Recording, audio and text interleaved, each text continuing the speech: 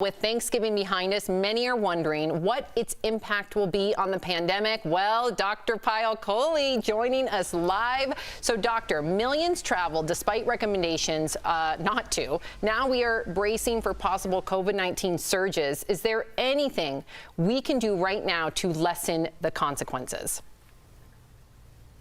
You know, there's no doubt in my mind, Sam, that we did a lot of damage this weekend. Millions and millions of us got exposed to the exposed to the virus and interacted with each other. But the good news is there's still the possibility of really good damage control this week, because part of that surge is not just going to come from what happened over the weekend, it's going to come from our behavior this week, because if we were exposed to it, we might be spreading it to other people. So I really have to beg those that traveled or those that gathered over the weekend to really do the right thing right now, which is to stay home for 14 days and self-quarantine. And if that 14-day quarantine is not possible, then go get tested this weekend on day 7 so that you can at least be a little bit more sure that you're not spreading the infection to others. Now, Doc, we're hearing so much about vaccines these days, and we're getting really close. So once we do get to that stage, is there one vaccine that we should look for rather than another?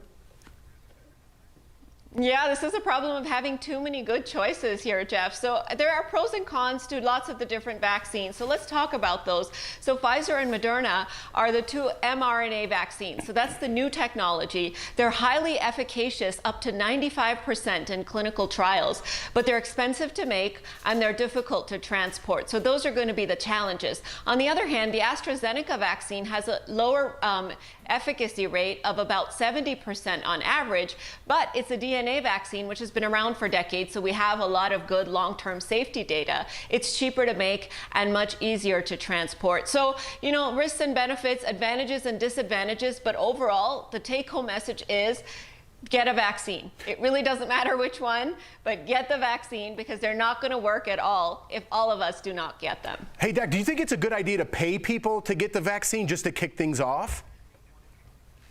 Well, you know, this is an ethical dilemma. You're absolutely right about that. But I honestly feel like it's okay, because number one, you're motivating people to do the right thing, which is, you know, to not only protect themselves, but to protect others. And number two, like I just said, it won't work until at least 70% of us have developed immunity, which means we need to vaccinate more than 70% of people. And we know that in an average year, people only, like 35% of people will get the flu vaccine. So we really do need to motivate each other. And I think money is the best motivator on earth. All right. Well, Doc, they skipped my question, which is fine. I just wanted to address the fact that I heard that you made some Indian food for some host members here, and my house was skipped. So you will be receiving a text in about 35 seconds.